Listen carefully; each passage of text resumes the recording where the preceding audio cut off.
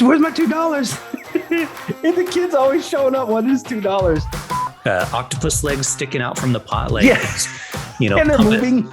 People would be like, "Hello, where are you, JB? You know, you're in your own little cartoon world." These guys talking about their soft thumb, their hard thumb, their semi-hard thumb.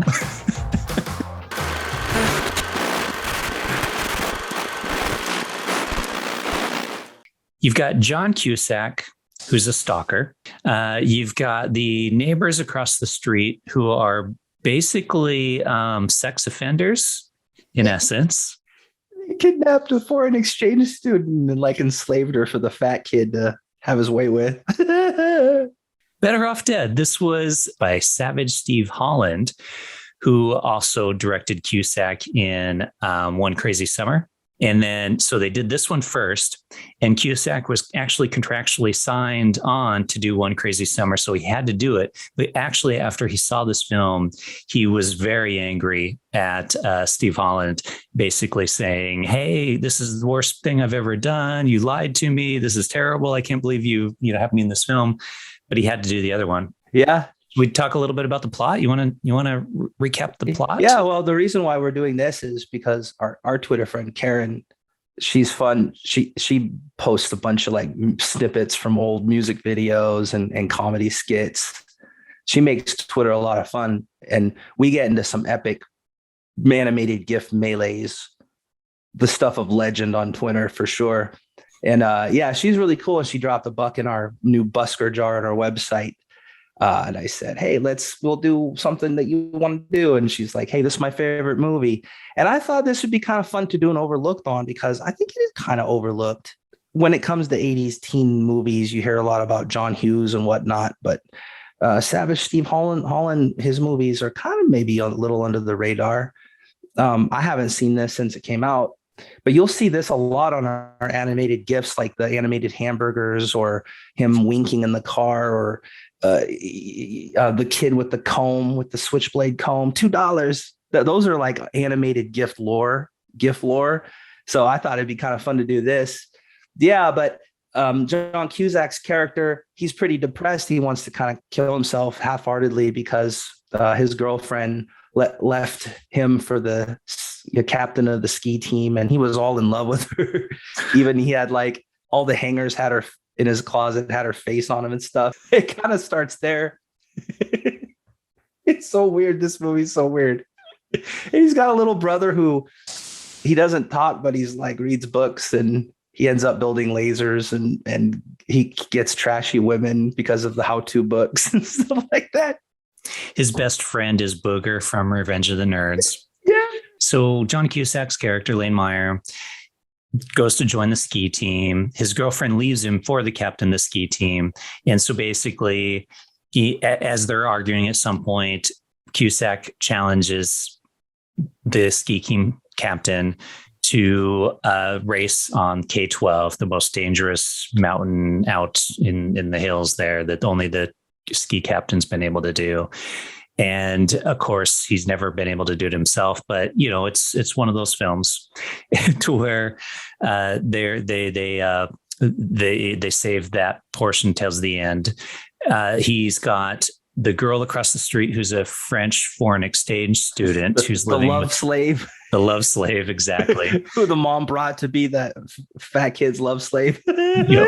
Yeah, exactly.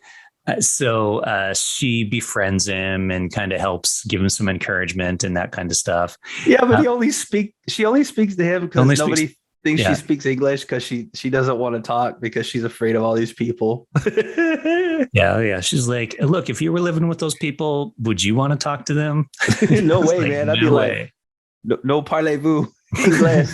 What's funny about this film is you watch it and you realize how many times it's been parodied since. Mm-hmm. Like South Park actually did a ski parody one where one of the South Park kids goes to the ski mountain and the douchey kid is mean to him and challenges him to a ski off at the end. So like a lot of this stuff's been parodied at quite a few times, which is kind of fun. Yeah. I think my favorite bit is the recurrence of the newspaper boy who just keeps showing up for his $2, and a whole gang of the paper boys like on the bikes running after the dude, like, and he's driving away, like, oh no. And he even like horror movie fashion, you hear something on the top of the car, and suddenly you see him in the window. Where's my $2? And the kid's always showing up wanting his $2. Yeah, which apparently is based on a real life situation that Savage Steve Holland dealt with his Paperboy as well. So the whole movie is kind of based on some real life stuff, because wasn't he kind of suicidal after a breakup? Yeah, he went and kind of did the same thing, tried to hang himself in the garage, but fell down or whatever and broke a water main or something like that he attached himself to, and, got water everywhere and that kind of stuff. Yeah. Well, so the Savage Steve Holland, you see that there's some animated bits in here. Yeah, just like One Crazy Summer. Yeah. Well, and just the side note on that, you mentioned that John Cusack didn't like this movie, but had to make the One Crazy Summer. Mm-hmm. In the ending sequence of One Crazy Summer, there's some rabbits that look just like Siskel and Ebert, and he blows them up. Yep. Because he was pissed, because Siskel and Ebert both gave this movie a thumbs down, and he wasn't happy, and John Cusack wasn't happy, and I guess nobody was happy about that. I don't get it, but I don't. Well, I mean, the thing is, there's a lot of like dumb jokes that kind of fall flat, and there's a lot of repeating jokes. Yeah, right? Yeah. So there's the newspaper boy, the continually trying to kill himself, the race with the two Asian guys, with our guy Yuji Okamoto. Yep, exactly. Boy, he pops up in pops up every time overlooked films, the movies we review. But yeah, you want to watch an overlooked English film from the guy who does the wide world of sports. So he's this like Asian guy, but he's like, doing like, and we're in the murder. Yep, exactly. That's our man Yuji, dude. Yep. Yeah. Showing up, a young version. So so he's in it, of course, and you have David Ogden Stiers from MASH actually it plays the dad in this, which is kind of cool to see him in something other than MASH. Yeah, and the animated bits are because Savage Steve Holland, he's actually an animator. Like, that's kind of his thing. That's why you often see in his movies some animated segments. He animated the whammies. Oh yeah, okay. Remember from the Press Your Luck? The whammies, and they're like, no whammy, big money, no whammy. Oh, stop, and then the whammy be like, ha ha, got you, sucker. He designed and animated those whammies. Oh, that's cool. Did you know that? No. Yeah, and he did other stuff like later, Eek the Cat, if you remember that. He's a big animated guy. That's why you often see the animated stuff.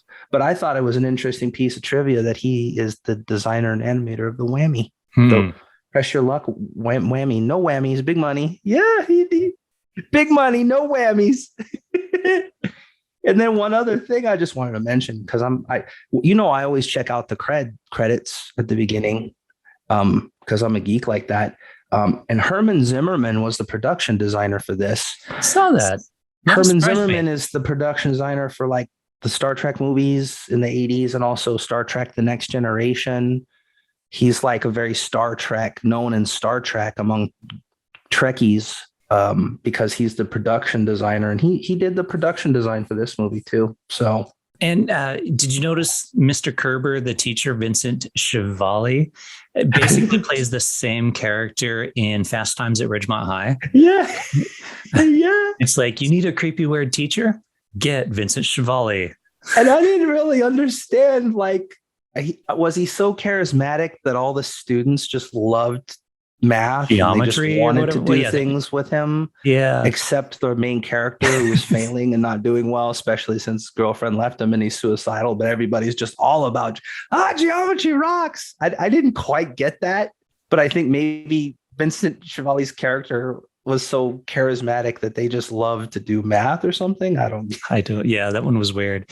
Or the mom continually cooking crappy stuff. Like my favorite one of the mom's recipes was the one she was cooking, and there was like octopus legs sticking out from the pot. Like, and they're moving. Puppet octopus legs moving around and stuff. Yeah. Yeah, she was weird. And the French gal came over, so she has French fries, French bread, French water. French water. Everything's just if it starts with the like French in it, she serves it. Yeah. Every character in this film is a little bit weird. So I can kind of see why Cusack, especially at that time, he's probably wanted to be like more of a serious actor, even though he was doing like teen films and stuff. He probably thought this was going to be more of a what was the one that he did with the radio over his Say head? Anything. Say Anything. Yeah, more of a Say Anything type of a film or something like that. I don't know which one he did first. I can kind of get it. If I were him, I guess I could see where you would be afraid that you'd be kind of cast type into the goofball comedy. Mm-hmm. And I think John wanted to be more of the rom-com and not the surreal wacky com guy. Yeah. So I guess I could see it. I can understand why he might be upset. Yeah. Say Anything was after this. I just looked, but he did. Okay, so he got what he wanted. Yeah, he got what he wanted. Yeah, but maybe he was afraid that this would have blocked him from doing something like. It could be. Yeah, and or I think it's valid. Like this is a pretty goofy movie, and it's pretty weird. It's pretty weird. Yeah, and you know one other thing I recognize though. In the high school dance, the gal singing. Oh, she used the name of the film in her song. You have to take a drink every time you see that. Yeah, it's the Better Off Dead. Yeah. And of course, it's so 80s. It didn't have just one 80s montage. It had two 80s montages. You had the ski training montage and the rebuilding the Camaro montage. Yep. Two montages. But that gal who sang, her name is E.G. Daily. Do you know her? No, huh?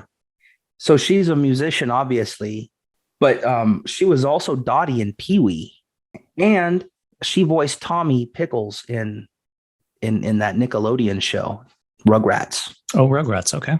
Yeah. Okay. Cool. So good for her. That's all the stupid trivia I have for this movie. But yeah, every 80s movie got to have a montage, and this one has two. So it definitely makes it an 80s movie. It's weird. It's a weird movie. It is a weird film. It's hard. It's hard to like know if you should like it or not, though, is the problem, because it's weird, and it's like it feels like it's trying to like kind of find its feet on what kind of a film it is. And I feel like Savage Steve Holland, he got his footing better with One Crazy Summer. Like it has a lot of the same stuff in it, right? You've got John Cusack is this lovelorn guy who falls for a blonde girl who's a total bitch. And then he befriends a brunette who's actually the one he should be with and ends up with who's a little quirky and weird in her own way, but exactly. Yeah, his that's best friend his is a shtick, right? goofball. His nemesis is some blonde, douchebag type. Like they're very similar movies. And this makes me think of like sometimes what they say with like writing a book, right? Is you sit down, you write the book, and they're like, just write it, do it, get it all down there, take it, and then throw it in a jar, and then get out a piece of paper and write your second book and send that second book off to a publisher. Yeah, kind of like that, right? Yeah. I get you, because the comedy that did work was really funny. Yeah, like there were parts that made me laugh. Like I'm like, ha, ha. Like it cracked me up. But then but the comedy that doesn't work just doesn't. It falls really flat. So it is kind of hard to think whether you like the movie or not, because you might either laugh or you roll your eyes depending on the scene and depending on the shtick, right? So I guess I can see why Siskel and Ebert didn't really like it, and I guess I could see why John Cusack was kind of upset about it. Yeah, Siskel and Ebert, I can see same thing. I mean, they're like, we're serious film critics. We're not going to like this stupid, Porky's, Better Off Dead, da da da. And did you see that there is actually a character from this that's also in Porky's? The guy that works at that runs the burger restaurant is also Porky from Porky's, the guy that he keeps running his car into. Yeah, he keeps running his car into the guy, and the guy wants to beat his ass. But then they go to the next scene. It's like, well, how did you get away from him? Yeah, how was it? I always thought that your ass kicked. Well, how did you get away from that guy? And I can see the backing into the car, but how did he the car's right in front of him and at one point, right? And he rear ends the guy. And it's like, really? Like, you didn't see this truck directly in front of you. Yeah. Yeah. So it's a goofy ski movie. And it follows the whole shtick of I lost the blonde. That seemed to be a reoccurring thing, kind of like Teen Wolf or other things where you want to go for the hot blonde, but the quirky but intelligent brunette's the one you should be with. It's a very 80s kind of trope. Absolutely. That never happened to me. So I think that is fictional, but yeah. Same but thing. Yeah, it's a very 80s thing, and this follows kind of that formula. Yeah, it's all very surreal. I thought the animated sequences were kind of interesting when he's drawing his ex-girlfriend and the nemesis with the monster in the back, and then it starts animating, and then the girl from the paper starts talking to him, or he's just like he's just wrecking the kitchen because he's in his own world with his claymation hamburgers. Mm-hmm. Yeah. I think that's one style that I do like about the Savage Steve Holland movies is, and I can relate to that because I'm kind of a drawy, doodly guy. And sometimes I'll get into, especially when I was younger, would get into my own world. And just people would be like, hello, where are you, Jamie? You're in your own little cartoon world. And so I kind of felt that. So I appreciated that. I like his style in that way. Yeah, it was all right. Again, I liked it better in One Crazy Summer. Because it carried throughout the film and the evil bunnies and stuff. This one, it just felt more like, look what I can do. Yeah. Mm-hmm. Yeah. I think it's like a first stab almost. Yeah. So what do you think? What are you going for on this? Because now it's like we're both on the fence about it. That's the problem. I'm on the fence about it because I can see why people like it and I can appreciate why people like it. Mm-hmm. But it's like, would I watch it again? Is often my criteria for a thumbs up or thumbs down. And I have to be honest, I don't think I would watch it again. Like maybe if it was on and somebody else was watching it, I'd maybe sit for a bit. But I certainly, like if I was flipping through the channels and it was on, I'd probably keep flipping. So I'm on the fence. I'm leaning towards like a sideways thumb. Is that an option? Or do I have to commit to a thumbs up or a thumbs down? You can't do that. Remember, we have soft versions, but you can't be like 50-50. Right. And the coin never lands on its side, brother. Yeah. You got to commit to something. You got to commit. I got to commit. I'm going to have to commit then. I'm going to commit to a soft thumbs up. You thought I was going to go down, but I'm going to go up. I thought you were. Yeah. It does have enough funny bits, and it is, for what it is, which is 1985 teen comedy flick. It is exactly what you expect it to be. Mm-hmm. So putting it in that criteria, I'm going soft thumb up, but it's a very, very, very soft thumb. It's like a broken thumb that exactly. That you dropped an anvil on and you're like, yeah. Well, I'm with you. I'm giving it kind of a soft thumbs up too, mainly because for two reasons. One, a lot of the comedy did fall flat, but the comedy that did worked, and I laughed at it. And that's the reason why I think I could probably watch this again. I don't know if I'd go out of my way to do so, but if it were on, I would watch it again and I would probably enjoy it. So I'm going with my thumbs up as well. Okay. And it is softer though, because there's a lot of the comedy just doesn't work. The what does work does. So yeah. And I think it's hard for me because I do compare it to One Crazy Summer, which I really like. Uh-huh. And this has all the same stuff that has, but I enjoy it more in that. I think it's better in that, and I think it works better in that. So that's probably part of the reason too. Maybe if I had never seen that, my thumb might be just a bit harder. but yeah, sticking with my soft thumb. All right, hard thumb. I like how we're talking about soft and hard thumbs. Yeah. If you didn't know what we were talking about, this would be listening. like the YouTube channel about These guys talking about their soft thumb, their hard thumb, their semi-hard thumb.